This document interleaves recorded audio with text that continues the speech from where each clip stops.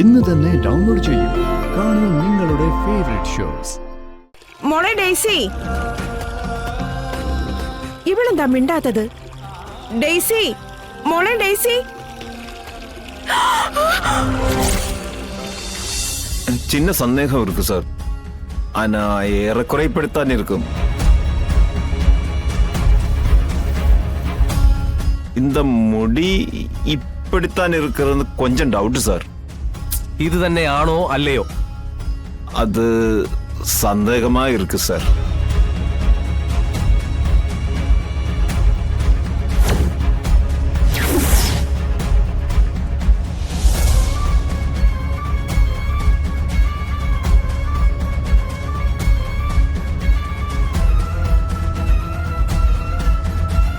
ആരാ ഈ ബോഡി കൊണ്ടുവന്നത്? ഒരു പൊണ്ണുതാ സാർ. മാഡം, അന്ന് ആ ബോഡിക്കൊപ്പം ഒരു പെണ്ണും ഉണ്ടായിരുന്നു. വൈകിട്ടായിരുന്നു സംസ്കാര ചടങ്ങുകൾ നടന്നത്. കൂട്ടത്തിലുണ്ടായിരുന്ന പെണ്ണ് ആരായിരുന്നു തെളിഞ്ഞിരുന്നെങ്കിൽ നമ്മുടെ ഇപ്പോഴത്തെ സംശയം മാറിക്കിട്ടിയാനെ.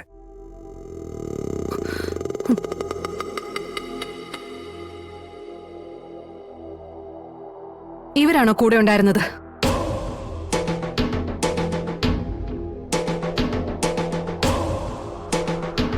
മുഖത്തെ മൂടിയിരുന്നതിനാല് ശരിയാ തെരിയല്ലേ മാഡം?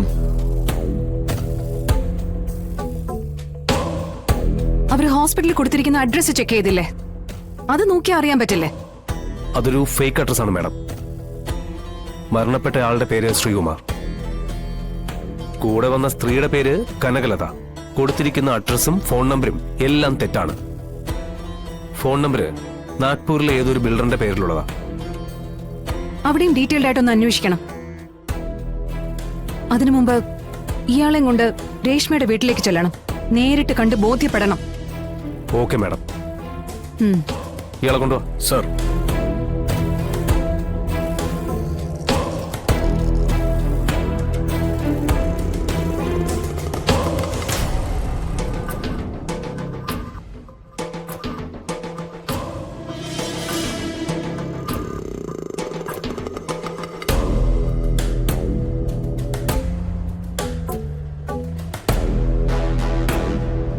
വിഷ്ണുവേട്ടാ, എന്താ ഇതൊക്കെ? ഞാൻ എന്തൊക്കെ കാണുകയും കേൾക്കുകയും ചെയ്യണം? ഒരു ഭാര്യയും കേൾക്കാൻ പാടില്ലാത്ത, കേട്ടിരിക്കാൻ കഴിയാത്ത കാര്യങ്ങള് വിഷ്ണുവേട്ടനെ കുറിച്ച് ഓരോരുത്തർ വന്ന് പറഞ്ഞുകൊണ്ടിരിക്കുന്നത്. പക്ഷേ ഇതൊന്നും എന്നെ തളർത്തില്ല. കാരണം ഞാൻ ഇപ്പോഴും വിശ്വസിക്കുന്നു, എന്റെ വിഷ്ണുവേട്ടൻ എന്നെങ്കിലും ഒരിക്കൽ എന്നെയും മക്കളെയും തേടി വരുമെന്ന്. എവിടെയാ പോയി വിളിച്ചിരിക്കുന്നത്? എന്നെ മക്കളെയും വിഷ്ണുവേട്ടനെ കാണണ്ടേ? വിഷ്ണുവേട്ടനെ കാണണമെന്നും പറഞ്ഞ് ഓടിപ്പാഞ്ഞ് നടക്കുന്ന അച്ഛനോടും അമ്മയോടും ഞാൻ എന്താ പറയണ്ടേ? എനിക്കറിയില്ല. ഞാൻ ഇത്രയും ദിവസം വിഷ്ണുവേട്ടനില്ലാതെ തള്ളി നീക്കിയത് എങ്ങനെയാന്ന്. വിഷ്ണുവേട്ടൻ എന്താ സംഭവിച്ചേ? എത്ര നാളിങ്ങനെ എന്റെ കൺവിട്ടതെന്ന് വിഷ്ണുവേട്ടന് മറിഞ്ഞിരിക്കാൻ പറ്റും? എത്ര കാലം കഴിഞ്ഞാലും ഞാൻ കാത്തിരിക്കും. എനിക്ക് ഉറപ്പുണ്ട്, വിഷ്ണുവേട്ടൻ എന്നെ തേടി വരുമെന്ന്.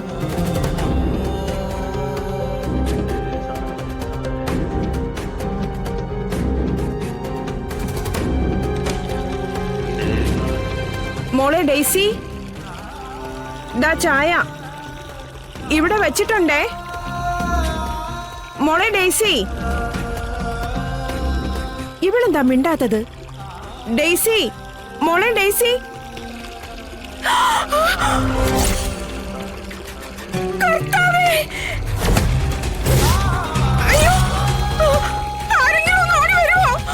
ആ, ഞാൻ വിളിക്കാൻ മാത്തച്ച. ഇങ്ങനെ തിരക്ക് പിടിച്ചാൽ എങ്ങനാ? ഇത്തിരി സമയവും സാവകാശമൊക്കെ തരണ്ടേ? ഞാൻ പിന്നെ കൂടെ വിളിക്കാം. ഓക്കെ.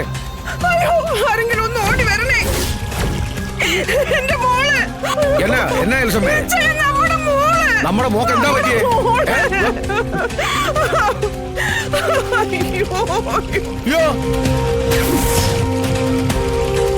മോളെ,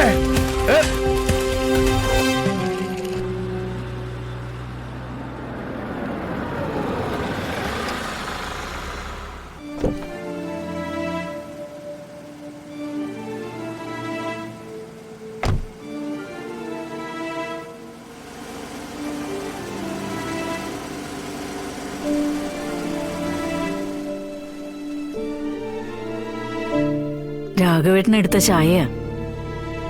മോക്കൂടി ഒരു ചായ എടുക്കട്ടെ? വേണ്ടമ്മ, ചായ കുടിക്കാനുള്ള മൂടൊന്നുമില്ല.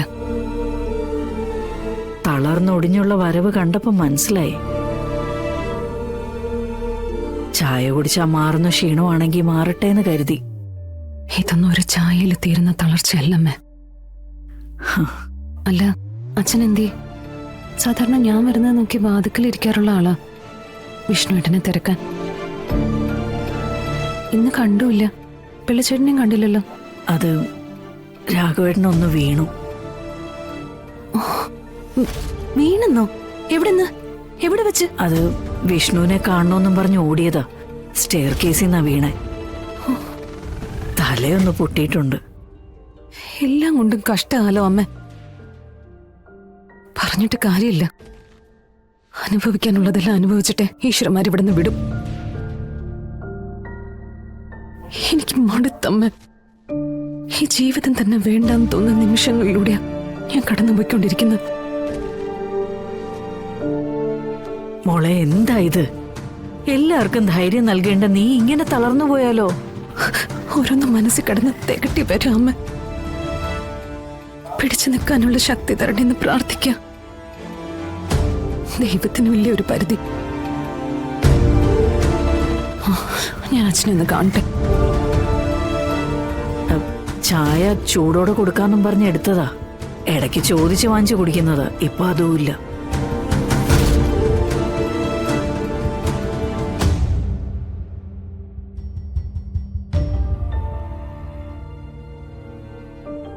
വിഷ്ണു മോനെ, നീ എവിടാടാ?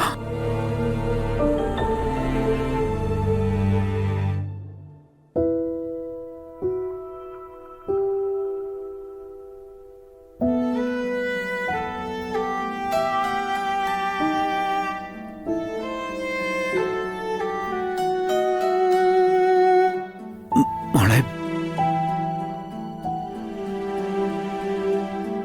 മോളെ.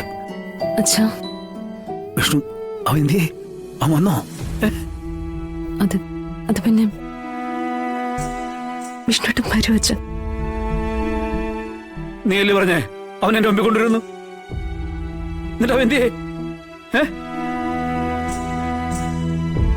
എവിടാന്ന് പറ. ഞാൻ ചാവുന്നതിന് മുമ്പെങ്കിലും അവൻ എന്റെ മുമ്പിലൊന്ന് വരുവോ? അങ്ങനെ ഒരാള് ഭൂമിയിൽ ജീവിച്ചിരിപ്പുണ്ടോ എന്ന് പോലും സംശയിക്കേണ്ട അവസ്ഥയിലേക്ക് എത്തി.